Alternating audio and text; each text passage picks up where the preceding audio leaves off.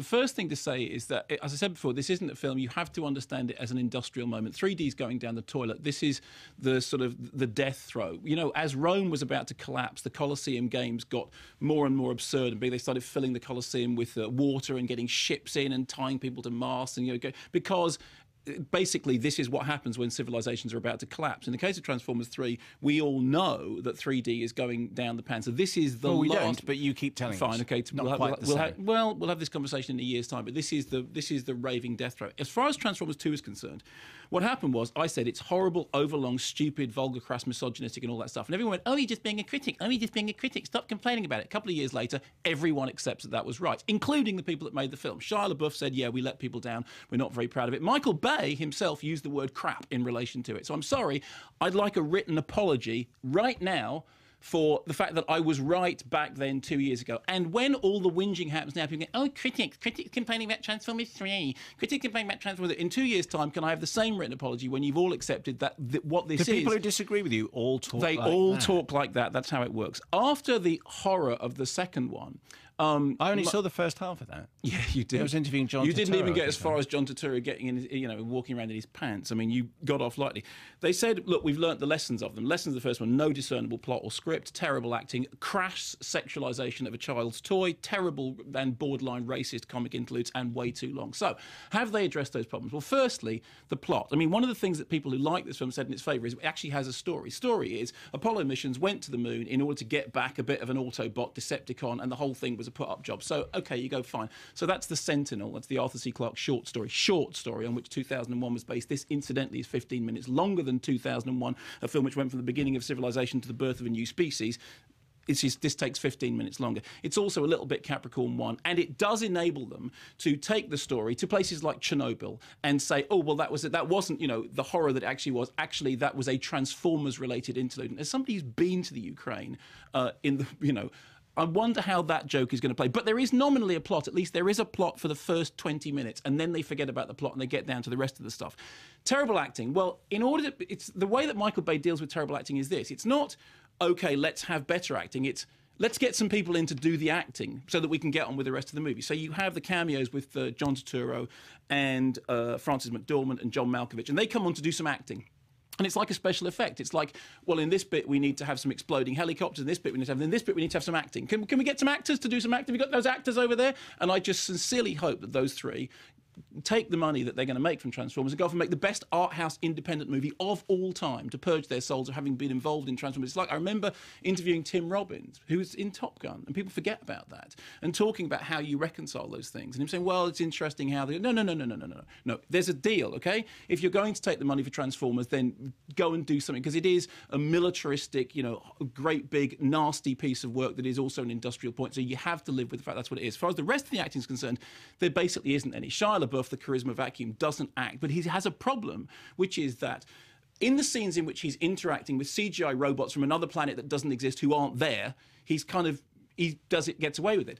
The big problem with it is that for most of the movie, he's saddled with Rosie Huntington-Whiteley. And this brings us on to the third issue, which is the sexualization of what is basically a kid's toy. And it is the most pernicious and most problematic thing about the Transformers franchise. Essentially, Transformers, robots in disguise, kids' toys, kids' cars that turn into robots. Right? Now, what Michael Bay does is Michael Bay has a pornographic sensibility. I said this before. If Michael Bay wasn't one of the most successful directors in the world, that's what he'd be doing. And he describes his visual style as fruitcaking the frame. That's his phrase, not mine. Obviously, the word fruitcaking. You've just changed it. So in the past, we had this Transformers thing, but there was all the Megan Fox stuff and lots of shots of Megan Fox's bottom. In number 2, she was introduced as a shot of her bending over a car. And what?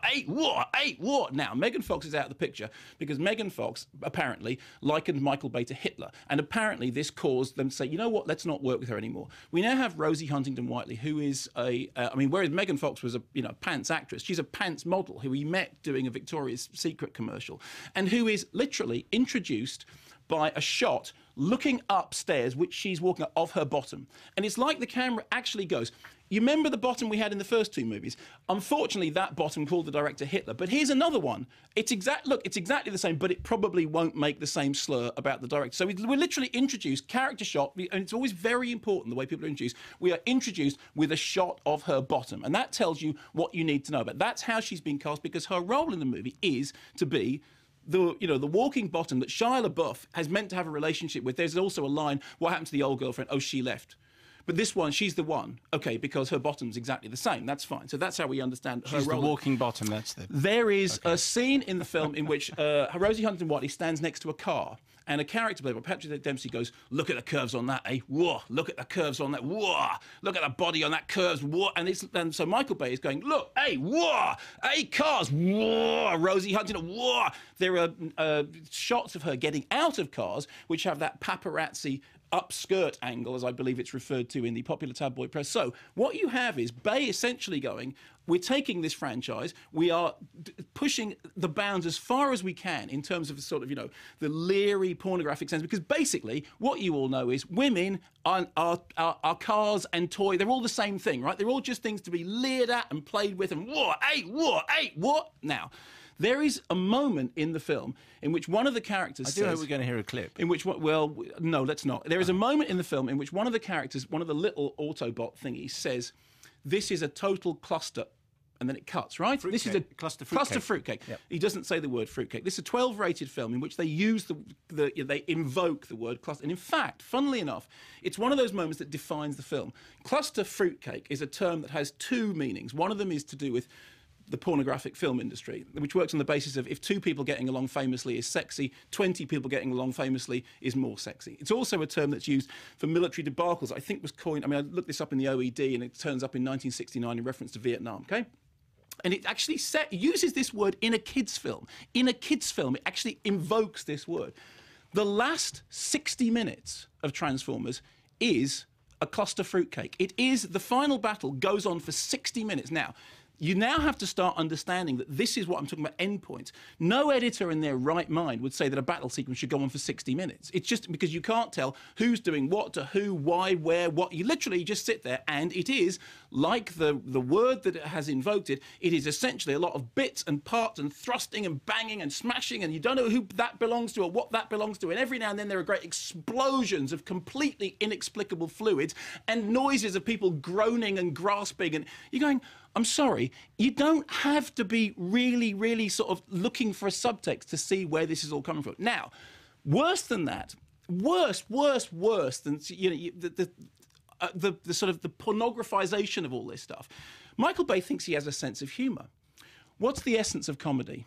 Ask me what the essence of comedy is. I know this joke, but I'll do it. I say, Mark. Timing.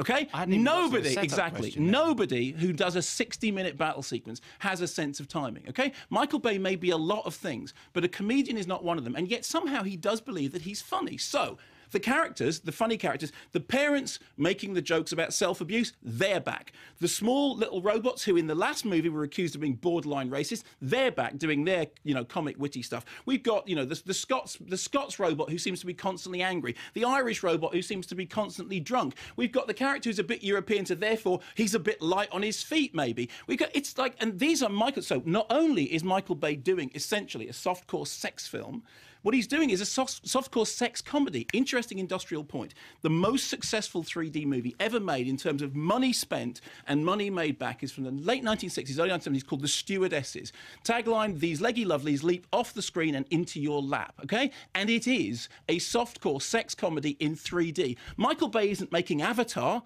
he's making The Stewardesses. The difference is Stewardesses cost about £100,000. This costs something like 250 million, okay? You finally, therefore, get to the end point of all of this, which is he hasn't learned any of the lessons before. He's turned everything up. You've got it's longer than 2001, all the rest of it. So where does this leave us? Here's where it leaves us. The movie will take a massive amount of money. It will briefly be used as a tentpole to say 3D is back on track. It will be used as a stick with which to beat critics. Now, critics, they don't understand anything. They're complaining about Transformers, but they get... And then in 2 years' time, when the whole thing has gone down, when the ship has sunk, when civilization has been reduced to some crying, weeping, wailing child on the side of a river, slew of this horrible vulgarization of what was once a children's toy, I want a letter saying, I'm sorry, you were right. Would a text be enough? No. Oh, last point. Michael Bay wrote a letter to projectionists, right? Dear projectionists, this movie is very important. Now, does he have this pompous style of speaking? In American. In the past, Stanley Kubrick used to write to Projectionists. There's a lovely letter been circulating recently from Stanley Kubrick saying, we spent all this time making Barry Lyndon, the costumes, the lighting, the candlelight, we got lenses from NASA, the set design, the mise en scène, all this stuff. Now it's in your hands. It's very important. Please check the focus is right. Please check the framing is right. If you get an LP to play in the middle of the interval, please only play side 2 because side 1's got some repeated cues. Please bear in mind that there are little dots and they're wrong on reel 3 and handing it all over, right? Michael Bay writes a letter to Projectionists. It goes like this. Dear Projectionist, you spent loads of money putting this equipment in. Turn it up bright.